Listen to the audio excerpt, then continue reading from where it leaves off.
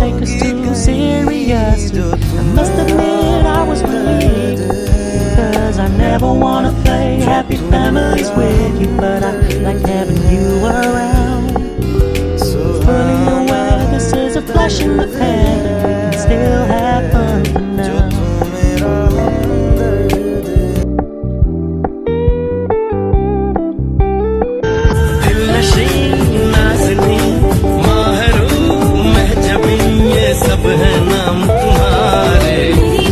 So when you stop paying so much attention, and when you're moving in another direction, don't worry, I get it.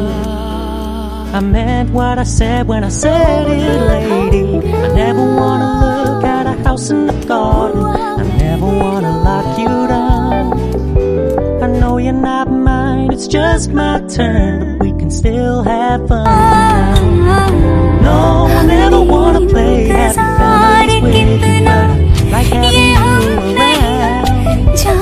Fully aware this is a flash in the pan, we can still have fun now.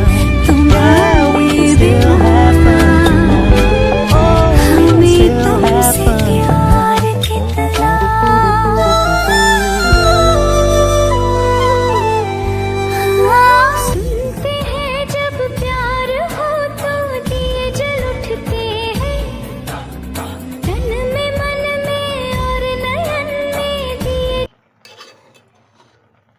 আমার বাবা হচ্ছে আমার জন্য best, সবচাইতে শ্রেষ্ঠ হচ্ছে আমার বাবা। আমি আমার বাবাকে অনেক ভালোবাসি, আমার বাবাকে আমি কষ্ট দিতে চাই না। আমার বাবা যেন 1000 বছর বেঁচে থাকে, আমাদের সামনে থাকে।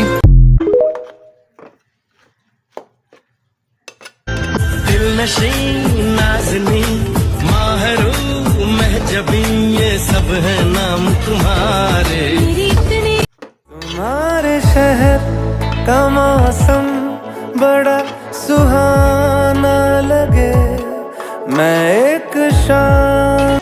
সব আত্মীয়কে ব্লক করবেন না, 2-1জনকে ফ্রেন্ড লিস্টেও রেখে দিবেন, যাতে আপনার খবরাখবর হেড অফিস পর্যন্ত পৌঁছাতে পারে।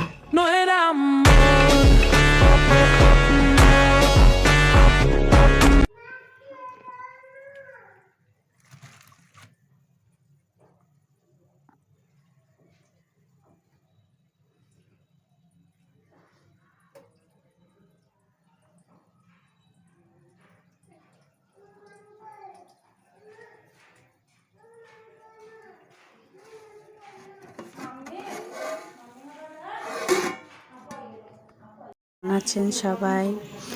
আজকের ব্লগটা হচ্ছে শীতকাল নিয়ে।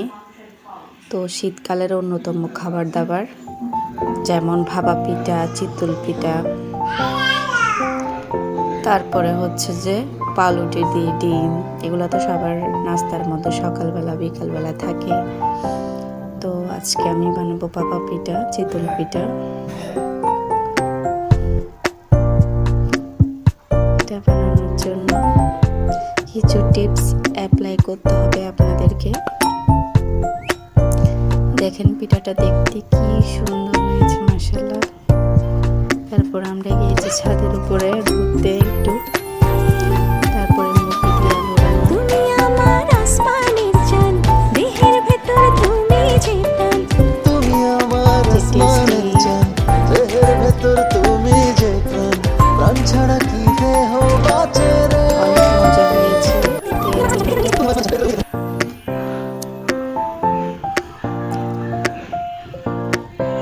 এটা হচ্ছে আমার রেসিপি।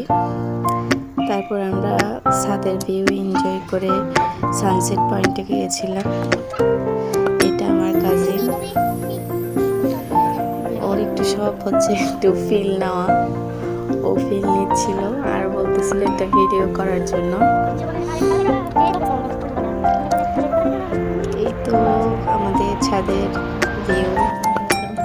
তারপরে মাশাআল্লাহ আমার বেবি।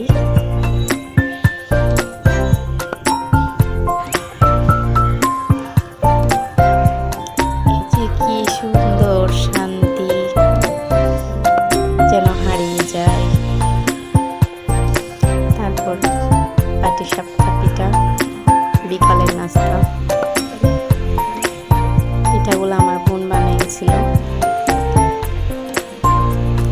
তারপর আমার মেয়ের পছন্দের খাবার ডাল, তারপরে সানসেট পয়েন্টের ভিউ কি যে সুন্দর।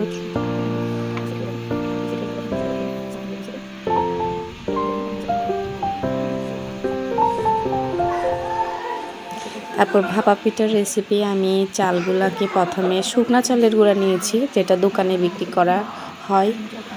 ওটা নিয়ে জাস্ট দেখছিলাম যে মানে পিঠাটা কেমন হবে। তারপরে দেখার পরে পানি আমি 2 কাপ নিয়েছিলাম পরিমাণ করে, আপনারা আপনাদের পরিমাণ মতো নেবেন। তারপর আলতো হাতে পানিগুলা সব একসাথে ঢালা যাবে না, আস্তে আস্তে মেশাতে হবে। আস্তে আস্তে আস্তে আস্তে মেশাতে হবে, যেন পানিগুলা সব একসাথে পড়লে কি হবে, আপনার চালের গুঁড়াগুলো নষ্ট হয়ে যেতে পারে।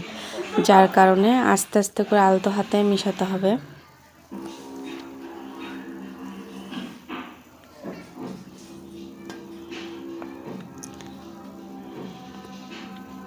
আমি এগুলা মানে দেখছিলাম আর আস্তে আস্তে করে।